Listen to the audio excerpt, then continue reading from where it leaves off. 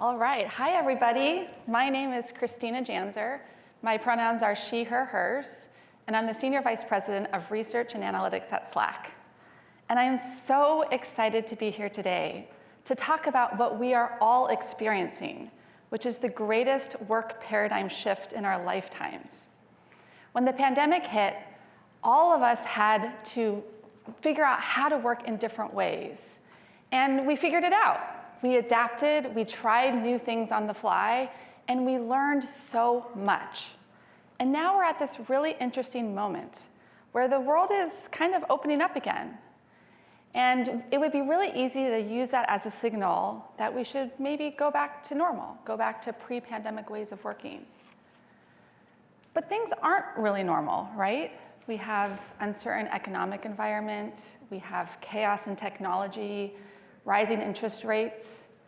And also, I don't want to ignore all of the learnings and all of the improvements that we made over the last 3 years.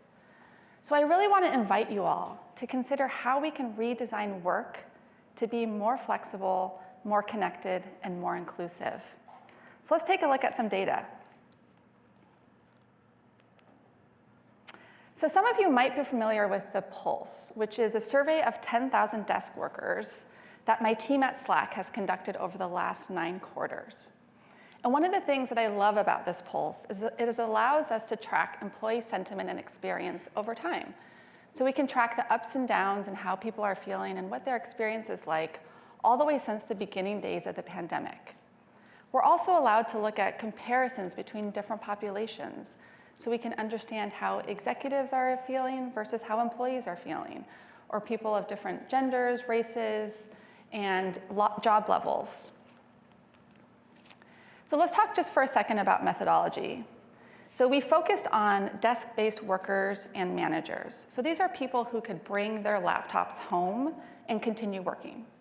We look across 6 different countries, and we ask a bunch of questions about workplace satisfaction, workplace arrangement, level of flexibility, preferences. We also ask people to self-evaluate their productivity, their sense of belonging, work-life balance, and sort of overall satisfaction at work. So let's talk about what we've learned over the last 3 years. So first, employees want choice. And often we talk about where we work. Do we go back to the office? How many days a week? But that's only half of the conversation. Even more than where you work, people want flexibility for when they work. And what does flexibility mean? Flexibility means breaking away from the rigid 9 to 5 meetings-packed schedule. It also means giving people more autonomy for when they work so that they have the opportunity to work when it's best for them, when they're able to do that really amazing, deep, focused work. It could also mean giving people the opportunity to take a break and go to a doctor appointment during the middle of the day or take their kids to school.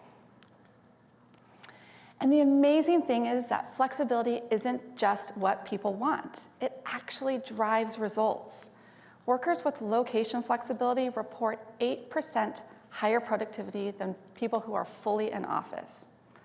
So as companies are trying to be more efficient and very critical about every headcount added and every dollar spent, we should be looking at all of the ways that we can increase productivity. But that increase in productivity pales in comparison to when you consider how much productivity you unlock with schedule flexibility. Workers with full schedule flexibility report 39% higher productivity than people with no ability to shift their schedule. They also report 53% greater ability to focus. And I think this makes sense. If you're not stuck in back-to-back meetings and you have a little bit more flexibility to work when it's best for you, you're going to be more productive. You're going to be able to have time to do that deep work, and everything is going to be better for that. So if your company does plan to do some sort of return to office policy, I invite you to consider how you can work flexibility into your policies moving forward. Because productivity is not the only benefit. What our data has shown us since 2020 is that employees of color, women, and working moms feel a better sense of belonging when they're given more choice for how they work. Now, flexibility is not going to be the cure-all for all workplace discrimination, but it really helps improve inclusion. So we've talked about the benefits of flexibility on productivity, on inclusion, on sense of belonging, but what about connection and culture? How can you build connection if you're not in the same room with one another? And I think the conventional wisdom is the more time we spend together in the office, the more connected we're going to feel. But the data actually tells us a slightly different story. Remote and hybrid workers are actually more connected. And surprisingly, remote and hybrid workers with flexibility overwhelmingly rank flexible work policies as the #1 driver for improving their company culture. It's not about drinks, it's not about free food. Flexible work policies themselves improve company culture. So how can this be? How is it that being out of the office helps with connection? So when you think about it, many companies have always been hybrid, right? Whether you were working in different cubicles or on different floors or in different offices, on different time zones, the pandemic just gave us an opportunity to figure out how to do hybrid better. And our investments in digital tools are a huge driver of that. Digital tools help level the playing field in a way that the office never really could. We really used to think of the office as the center of work, with digital tools as secondary. But now it's the reverse. Digital is your primary platform for connection. And companies that invest in digital tools see greater productivity scores, a greater sense of belonging, and overall higher satisfaction. They also see reduced burnout rates. When the pandemic hit and we were no longer able to rely on the offices, we did just fine with digital tools. Now, if we had taken away digital tools and still had the office, I'm not sure the same could be said. So where do we go from here? Well, we can't, and we shouldn't, and we don't want to return to the way things used to be. So what do? So let's revive what we loved about our organizational culture. Let's redesign and rethink what wasn't great. So let's start with reviving. Now this is gonna look different for everyone, but revive what you really loved about your organizational culture. For me, that's the deep purpose behind my work and the mission of what we're doing together. It's also the amazing relationships with my colleagues and the tough challenges that we get to solve together. I'm excited to carry that forward. And while there is so much to revive, let's face it, there are some things that we need to rethink about the old way. Office life in the pre-pandemic days was great for some people, but it was not great for everyone. It wasn't great for the employee of color who had to deal with constant microaggressions and code switching just to fit in with the office. It also wasn't great for introverts who struggled to participate in busy meetings and packed conference rooms, or maybe didn't feel comfortable joining their team for after-work drinks to bond. And it wasn't great for working parents. And I'll use myself as an example. I care really deeply about my work. I also care very deeply about my 3 young children. And pre-pandemic, I had to make some tough choices. I used to start my commute really early in the morning before my kids even woke up. I would see them for a few minutes before bedtime after work, and that was totally normal. That was my routine. Except it wasn't normal, and I didn't even realize that until I was able to experience a different way of working over the last 3 years. Not wasting time on an unnecessary commute has given me back 15 hours a week, which has been life-changing. And now staying in the workforce no longer feels like an impossible feat. That's my story, and I'm sure that many of you have a similar one. So let's talk about what we need to redesign, because I think that's what all of us here today have the opportunity to impact. Working on a distributed team that is scattered across different locations and time zones really requires us to think about how we work together. And I want to share a little bit about what we do at Slack. So this is where I lead the research and analytics group, but I also lead our digital first transformation efforts. So let's start with redesigning focus time. So we talked earlier about how schedule flexibility unlocks 39% greater productivity. But in some of our internal surveys that we run with employees, we learned that people were spending too much time in meetings and they didn't have sufficient time to focus and to get their work done. So we decided to trial 2 new programs, Maker Weeks and Focus Fridays. Now, Focus Fridays are just a day, Fridays, where we have no internal meetings. And this is our day to do really deep, focused work that maybe we didn't have time to get to earlier in the week. Maker Weeks, on the other hand, are twice a quarter. And this is our time to cancel all recurring internal meetings and instead collaborate asynchronously in Slack. So in addition to a week of focus time, it also gives us a nice reminder to rethink, hey, do we still need those meetings next week? Or maybe we can continue to work in a more asynchronous way. So what does the data tell us? In PDE, Product Design and Engineering, which is the group that I work in, 90% of people find Maker Weeks and Focus Fridays to be beneficial. But when you look at the open-ended survey responses, you hear people talk about how these programs are life-changing and how it gives them space to breathe and that they can't imagine living without them. So these programs have been wonderful for productivity, but it's also really improved the employee experience. So Focus Fridays and Maker Weeks are great, but they don't happen all the time. So what do we do for the rest of the days that we spend in meetings? So our research has found that both managers and employees think that nearly half of meetings could be canceled with no real impact. Imagine that. Imagine all the time that you might be able to get back. Meetings still have a purpose, of course, and at Slack, we really think about the 4D model. So meetings should be used to discuss, to debate, to decide, or to develop your people. If that's what your meeting is all about, that's great.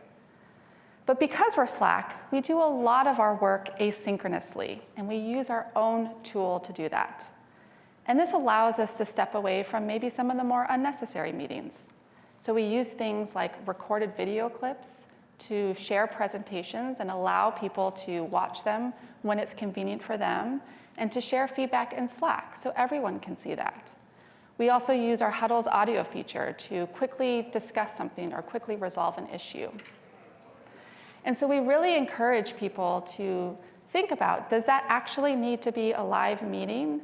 Or are there ways to use a tool like Slack to resolve this asynchronously? Not only are you going to get back hours of time for your teams to work in other ways, but it also gives people the opportunity to participate in a way that might feel better for them if they're uncomfortable participating in a live meeting. Now, there's always going to be nuances, team to team, that can't be solved by company-wide policies. So we really encourage teams at Slack to create team-level agreements, which are basically rules of the road for working within that team. Now, this can include things like core collaboration hours. So when are you expected to be online? When are you expected to take meetings and to collaborate synchronously and be available for questions and answers? It could also include things like hybrid meeting rules. So if you're a team that is distributed around, and some people are in the office and some people are remote, how are you going to hold a meeting so that it's an inclusive experience for everyone, whether you're in the office together or whether you're participating on Zoom? So we definitely do not have most of the answers yet. This is an ongoing process. So instead, we commit to getting feedback from our employees, iterating, and continuing to experiment with how we all work together. And I'm really excited to hear from all of you on what you're doing, because this is going to take a lot of experimentation. And you're not going to get it right the first time. And I'll share a story about Slack.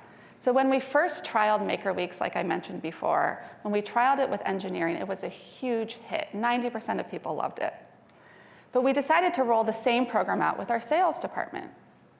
And it was not as well received. Only 42% of people in sales found them effective. But we didn't want to give up because we saw how it was such a bright spot within engineering. And so we worked closely with our sales colleagues, and we learned a little bit more about what were their challenges, why wasn't it working, how might we tweak the program to better fit their needs. So after more discussion and ongoing education and communications, we were able to go from 42% finding it effective to 77% finding it effective. So that constant iteration is so important. So try new things, get your employee feedback, and rebuild what works for you. Because going back to normal, especially when normal was not particularly inclusive, is not the path forward. This is a really big leadership opportunity for us. But investing in this change is going to require ongoing experimentation and research. And I really invite all of you here today to join me in building a future of work that is flexible, connected, and inclusive. Thank you so much, and I'm going to invite Martine Haas to join me on stage.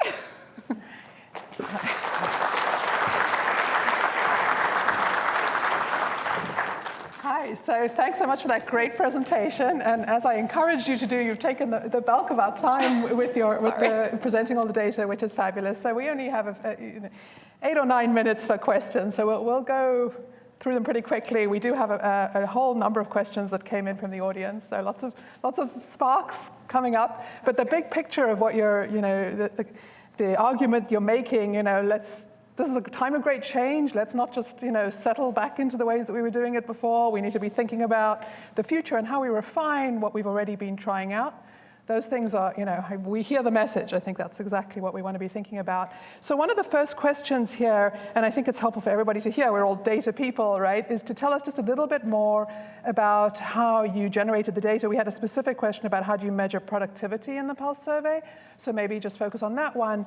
But also just a little bit more, this is multiple countries. Are you seeing big differences across countries?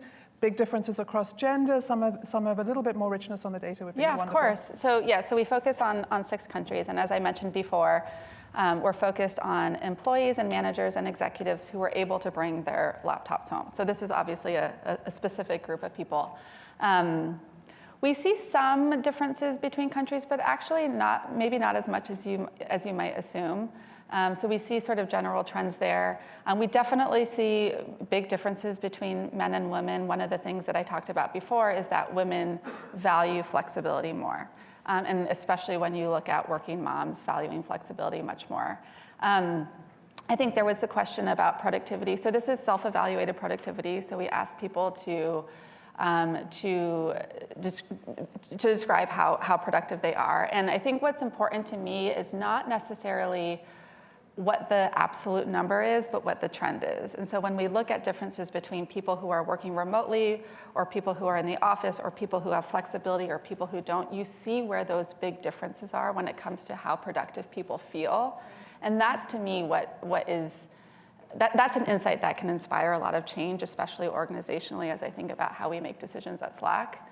And so, did I answer all the questions? Yeah, and so are there differences by sector? I mean, so you gave some great examples of some of the things you're doing at Slack, which I think is wonderful to kind of get a more fine-grained sense of what you can do, right? But to what extent is Slack distinctive, and are tech firms in general distinctive because of the kinds of work that you do? Are these things, again, in the data, do you see big differences across industries or type of firms or size of firms? Would you have different advice for different kinds of firms, given what you're seeing right now? Yeah, I think the overall trends are quite consistent, but I think the important thing is that no company is going to be the same, right? And so I think you really need to dig in to understand how that trend applies to your own company, right? And your own unique challenges. And this is why I think it's so important that every company does their own sort of people research and people analytics to really understand what are the challenges that we are all facing. We saw the data about connection and how people who work more flexibly, who work remote or hybrid, feel more connected. That doesn't mean that even at Slack, even though we are a remote and hybrid company, that we don't care about connection anymore, right? That's still an issue that we think about and that we try to solve for, and we try to create those experiences. But I think the trend can sort of point us in the right direction of what we should be focusing on. Yeah, and there were definitely some questions related to that, right? So do you have a theory about why or how belonging and culture improved despite reduced in-person time? I do. Go for it. I think it comes down to trust. Like if your manager trusts you to work remotely and trusts you to do your job without being heavily monitored, you're going to feel better. You're going to feel more connected. You're not going to feel like you're being treated like a child. And I can understand that if you are given that permission and you're giving that trust to work how you need to work, I'm going to feel much more connected to my boss if I'm given that permission. And so I think trust is a really important. I think trust is a really important thing. And when people feel like they're being forced to go back to the office for perhaps no real reason, they're going to lose that trust. Which leads to the obvious question of, okay, so how do you build the trust, especially when people are mostly remote? So one of these questions was, is some amount of face-to-face time important? How do we make the best use of that time? Or what are those, what are the ways in which we should choose to bring people back in? Absolutely. And for what activities? Yeah, I love that question. And I want to be super clear. I think that remote and hybrid work is really important, but that doesn't mean that there's no place for the office. I think the office continues to be really important. I think getting together continues to be really important. I just think we need to be very intentional and make the most of the time that we spend together. So we think about this a lot in terms of like heads up and heads down work. So if you are in the office, there's no reason to go to the office, do heads down work, or spend all of your day on Zoom, right? If you go to the office, you want it to be about building connection and spending time whiteboarding or working on a problem together. I actually brought my whole team together 2 weeks ago. We had everyone fly in for 3 days, and it was all about building that connection together. And that's something that is harder to do remotely. And I think about when we do get together, let's make the most of that time. Let's not take it for granted, and let's do all of the things that are much harder to do on Zoom, because it's true, there are things that are harder to do on Zoom. But if you spend those, at least for my team, we spent those 3 days together. Of course, we did before and after surveying to see how people felt about their connection and their sense of belonging. But now we have those deep relationships. We have that trust that we all built together over the last 3 days that we can then take going forward as we continue working in a more hybrid way. And so I think we just have to reassess what is the office really good for, and what else can just be continued to be done remotely or hybrid. Right. I think in lots of ways you're describing an ideal world where people this kind of, we figure out how to do this and everybody kind of, manages to kind of do it in a way that's comfortable for them. There's obviously a lot of variation in individuals' preferences and in managers' preferences. So one of these questions I think is, it sort of starts getting at some of that tension. How do we prevent 24/7 work norms when there's a flexible schedule policy, right? So people still kind of feel a lot of pressure, and in some countries more than others, in some workplaces more than others, right? To be working all the time, and especially if you're remote and you have schedule flexibility, you get that problem where everybody's working all the time and you can get total burnout. How do you think about that in this world? Yeah, burnout is definitely a big issue and something that we see in our surveys. We do see very clearly that flexibility helps alleviate burnout, though. So I do think that is part of the solution. Everything kind of points back to flexibility. But I think what's really important is being much more clear on objectives. And I think it's so easy to have work bleed into your entire life. But I think I think managers need to do a better job at setting clear expectations for what is required.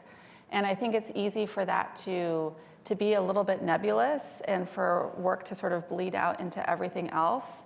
But if we can get to a place where people have very clear goals and objectives and deliverables, then they have the freedom to complete those however they need to. And it'll be so much easier to have sort of those restrictions and those boundaries on your life versus, okay, I completed this thing and I'm just going to go find more work to do. And I think that's something that I saw a lot, especially in the beginning days of the pandemic, where we no longer had the office as sort of a forcing function to align on what we were all doing together. And so it just it caused a lot of uncertainty. Yeah. Thank you. I mean, so our last question here, and I think this is a great question that a lot of companies are thinking about and struggling with. Developing the next generation of leaders seems harder to do in remote and flexible environments. So how do we address that? How are you thinking about that at Slack? Do you think that's generalizable to other companies? Yeah, this is, I think this is why ongoing support and education and experimentation is necessary. Like, we don't have all of the answers. And I think what I'm seeing is a lack of training for managers. I don't have the answer for exactly what that training should look like, but I do think that we need to reskill managers to work in this new way.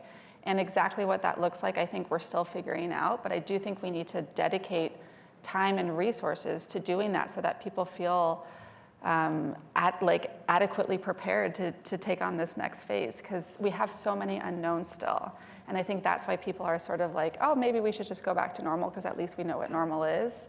But I think we need to help managers and support them in this new journey. Yeah, so lots of opportunities and lots of challenges. And so much opportunity for us. Yes, thank you so much. Thank you so much. Thank you.